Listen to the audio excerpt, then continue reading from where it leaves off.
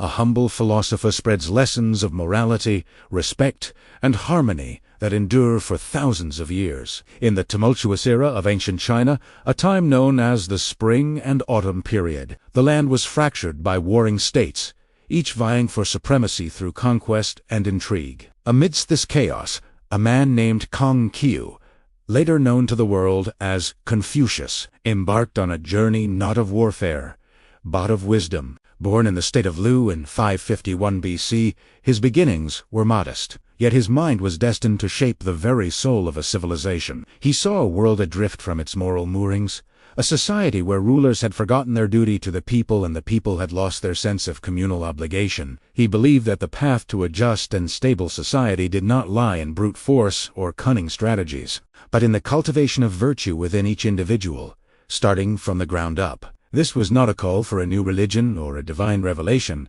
but a profound and practical philosophy for living, a guide to becoming a better person, a better family member, and a better citizen. Confucius's vision was rooted in a deep reverence for the past, particularly the early years of the Zhou dynasty, which he saw as a golden age of enlightened rule and social order. He believed that the answers to the present chaos could be found by studying the traditions, rituals, and ethical principles of this idealized era. His teachings were not revolutionary in the sense of overthrowing the old, but restorative, aiming to re-establish a lost harmony. At the core of his philosophy was the concept of *ren*, often translated as humaneness or benevolence. For Confucius, *ren* was the ultimate virtue, the quality that makes us truly human. It was the selfless concern for the well-being of others, an empathy that extended from one's immediate family to all of humanity. He famously articulated this principle in what is often called the Silver Rule: what you do not wish for yourself, do not do to others. This simple yet powerful ethic formed the bedrock of his moral universe, urging individuals to look beyond their own selfish desires and consider their impact on the wider community. To achieve *rin*, one had to practice self-cultivation, a lifelong process of learning, reflection, and discipline. Central to this process was the idea of the *junzi*, or gentleman. The *junzi* was the ideal person in Confucian thought, not by birth or wealth, but by character. A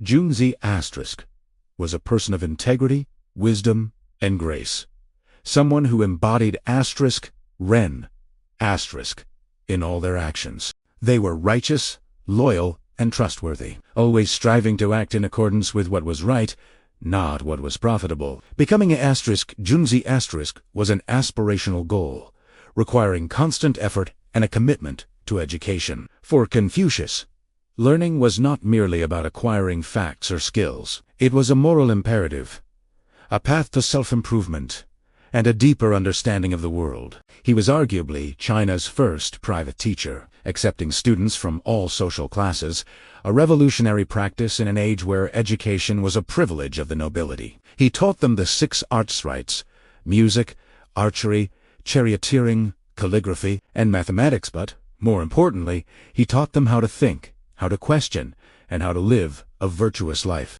His school was a mobile one. For over a decade, he traveled from state to state with his loyal disciples, seeking a ruler who would embrace his philosophy and implement his principles of governance. Confucius believed that a well-ordered state mirrored a well-ordered family. This idea was encapsulated in the concept of *li*, which refers to rites, rituals, and rules of proper conduct. Asterisk was the external expression of inner virtue, the framework that guided social interactions and maintained harmony. It governed everything from grand state ceremonies to everyday etiquette. By performing these rituals with sincerity, individuals reinforced their social roles and responsibilities, creating a predictable and stable society. A key component of *li* was filial piety, the profound respect and devotion children owe to their parents and elders. This relationship was the cornerstone of the family, which in turn was the fundamental building block of the state. Confucius outlined the 5 relationships, ruler and subject, father and son, husband and wife, elder brother and younger brother, and friend. Each relationship came with a set of mutual obligations. A ruler must be benevolent to his subjects, and subjects must be loyal to their ruler. A father must be loving to his son, and the son must be reverent to his father. When everyone understood and fulfilled their roles with sincerity and respect, the entire society would function like a well-oiled machine, achieving a state of perfect harmony. Despite the profound wisdom of his teachings, Confucius found little success in the political arena during his lifetime. The rulers he approached were more interested in military power and territorial expansion than in moral cultivation. They dismissed him as an idealistic and impractical old man. Disheartened but not defeated, he returned to his home state of Lu in his later years, dedicating himself to teaching and editing the classical texts that would become the foundation of Chinese education for millennia. He never saw his vision of a perfectly ordered society realized. He died in 479 BC, feeling like a failure, unaware that his true influence was only just beginning. It was his disciples, and their disciples in turn, who compiled his sayings and dialogues into a text known as the *Analects. This book, more than any other, preserved the essence of his thought, capturing his wit, his compassion, and his unwavering belief in the potential for human goodness. In the centuries following his death, the seeds he had planted began to sprout.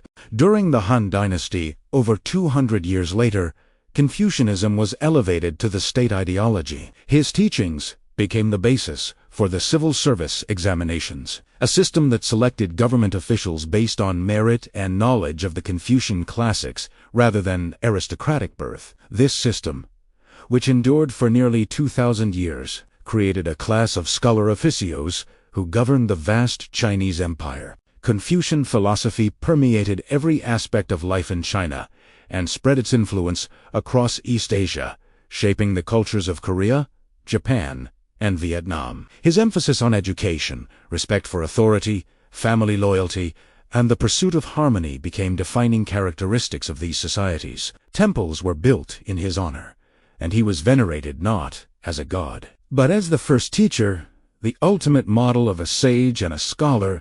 His legacy is not one of conquests or monuments of stone, but of ideas that have been woven into the fabric of human consciousness. He taught that the strength of a nation is built not on walls, but on the character of its people. A humble philosopher spreads lessons of morality, respect, and harmony that endure for thousands of years.